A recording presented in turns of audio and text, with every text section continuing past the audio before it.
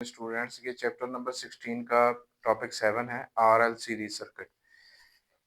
आपको पता है कि आर यानी रजिस्टर की रेजिस्टेंस और एल यानी इंडक्टर की इंडक्टेंस। तो ये आपके पास एक ऐसा सर्किट है जिसमें रजिस्टर और इंडक्टर जो है वो सीरीज में लगे हुए हैं और एसी सोर्स से ये एक्साइटेड है।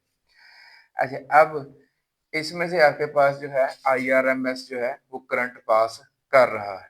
अच्छा, अब आपको पता है कि जो रजिस्टर में करंट और वोल्टेज जो है वो इन फेज होते हैं। यहाँ पे जो रजिस्टर के तरफ वोल्टेज है वी आर वो इन फेज होगी करंट के साथ। ये आई आर एम एस की मैंने पहले लाइन लगाई, उसके ऊपर ये वी आर एम ये जो वी आर है आपके पास रजिस्टर के तरफ वोल्टेज वो आपके पास करंट के इन फेज है। वो आपको पता है रजिस्टर में करंट और वोल्टेज इन फेज होते हैं। ये जो वी आर है ये आईआरएमएस की ही डायरेक्शन में होगी। अच्छा, अब जब आपके पास आपने पीछे टॉपिक में पढ़ा है कि जब आपके पास प्योर इंडक्टिव सर्किट था उसमें आपके पास जो वोल्टेज अक्रॉस द इंडक्टर थी वो 90 डिग्री जो है वो यानी पाई/2 रेडियन जो है वो लीड कर रही थी। यानी प्योर इंडक्टिव सर्किट में वोल्टेज जो है वो लीड करती है करंट से 90 डिग्री। सो जो वोल्टेज अक्रॉस दिस इंडक्टर है वी एल, ठीक है, वो करंट से 90 डिग्री जो है वो आगे लीड कर रही है।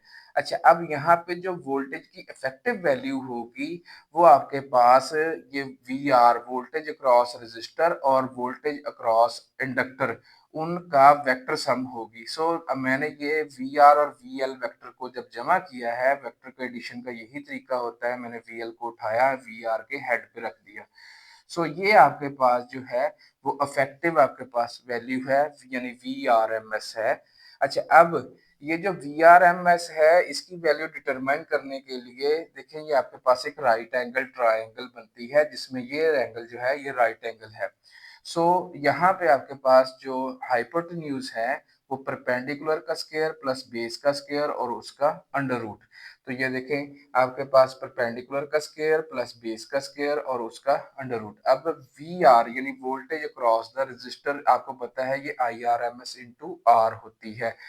आई आर एम एस का स्क्वायर आर का स्क्वायर। अब voltage across the inductor that is I R M S into x L यानी रिएक्टेंस ऑफ द इंडक्टर। अब यहाँ पे क्योंकि उसका वी एल का स्क्वायर था इसलिए आई आर एम एस का भी स्क्वायर और एक्स एल का भी स्क्वायर।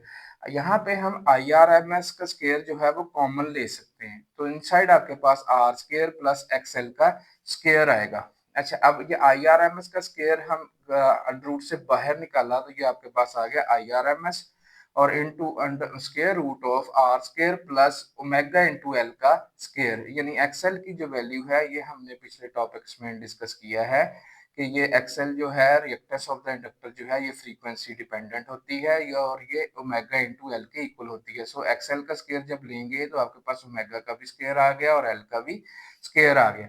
अच्छा, अब जब ये R I R M S factor जो इधर मल्टीप्लाई हो रहा है इधर आके आपके पास डिवाइड हो गया। और अब मैंने आपको बताया था कि जब आपके पास रजिस्टर के साथ साथ जब आपके पास इंडक्टर या कैपेसिटर वगैरह लगे हुए हों तो उस वक्त रेजिस्टेंसेस और रिएक्टेंसेस का जो मजमूई सम होगा, ठीक है, मजमुआ होगा, हम उसको जो है इम्पीडेंस कहते हैं, उसको Z से रिप्रेजेंट करते हैं और Z भी आपके पास V R M S over I R M S के इक्वल होता है। जैसे आपके पास रजिस्टर वगैरह V R M S over I R M S के इक्वल होते हैं। यहाँ पे जो इस सर्किट की जो इफेक्टिव वैल्यूज हैं वोल्टेज और करंट की यानी V R M S over I R M S, इनकी जो आप रेशो लेंगे वो आपके पास Z यानी इम्पीडेंस ऑफ द सर्किट के इक्वल आएगी। तो यहाँ पे आपके पास हमें Z का जो है वो इन टर्म्स ऑफ रजिस्टर और रिएक्टेंसेस जो है वो ये आपके पास आंसर आ रहा है। हम इसी की जो है इम्पीडेंस डायग्राम भी बना सकते हैं। ये देखें कि ये जो वी आर एम एस है ये एक्चुअली जो है वो आई आर एम एस और इंटू आर के इक्वल है। इसी तरह ये जो वी एल है ये आई आर एम एस और इंटू एक्स एल के इक्वल है। हमने जो रजिस्टर लिया है वो इधर को और आपके पास जो रिएक्टेंस ऑफ द इंडक्टर ली है वो इस साइड को ली है।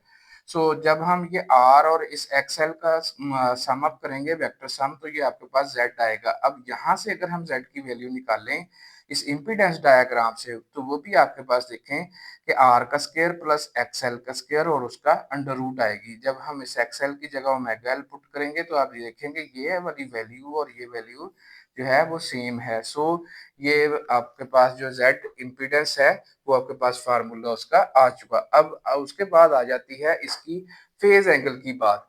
जब आपके पास प्योर इंडक्टिव सर्किट था उस वक्त तो जो आपके पास वोल्टेज थी वो करंट से जो है 90 डिग्री लीड कर रही थी, लेकिन यहाँ पे आपके पास इंडक्टर के साथ साथ रेजिस्टर भी लगा हुआ है, जिसकी वजह से अब आपके पास जो VRMS है वो 90 डिग्री नहीं लीड कर रही, बल्कि ये थीटा एंगल जो है ये फेज एंगल जो है वो लीड कर रही है। सो ये थीटा एंगल हम यहाँ से भी डिटरमाइन कर सकते हैं और यहाँ से भी डिटरमाइन कर सकते हैं। आपको पता है कि टेंजेंट ऑफ थीटा जो होता है वो परपेंडिकुलर ओवर बेस होता है। यहाँ पे परपेंडिकुलर यानी एक्सएल ओवर बेस जो है वो R. So tangent theta is equal to X L over R, और एक्सएल जो है यानी रिएक्टेंस ऑफ द इंडक्टर ये है वो ओमेगा इंटू एल के इक्वल होती है। So omega into L over R ये आपके पास टेंजेंट थीटा की वैल्यू है। अगर हम थीटा निकालना चाहें तो हम इसको tangent inverse of omega into L over R का जब हम इस वैल्यू का टेंजेंट इनवर्स लेंगे तो फिर आपके पास ये फेज एंगल आ जाएगा। ये फेज एंगल जो है ये रिप्रेजेंट कर रहा है कि अब आपके पास जो वोल्टेज है वो दिस फेज एंगल जो अभी हमने यहाँ पे डिटरमाइन किया है ये इतना फेज एंगल जो है ये करंट को लीड कर रही है। सो जब आपके पास प्योर रेजिस्टिव सर्किट होता है उस वक्त तो आपके पास जो IRMS और VRMS जो है वो इन फेज होने की वजह से उस वक्त आपके पास जो पावर का रिलेशन आता है वो सिर्फ P is equal to V into I आता है या I इंटू V आता है। लेकिन यहाँ पे क्योंकि वो इन फेज नहीं है, वहां पे फेज डिफरेंस है, तो हम VRMS की वो वैल्यू लेंगे यानी जो करंट के साथ इन फेज बनती है। अब VRMS का ये वाला जो कंपोनेंट है जो IRMS के लॉन्ग है ये VRMS कॉज ऑफ थीटा के बराबर है, तो इसलिए जो है इसका formula IRMS into VRMS into cos of the angle होगा। ये वही फेज एंगल है जो VRMS जो है वो लीड कर रही है IRMS से। Hopefully answered the question.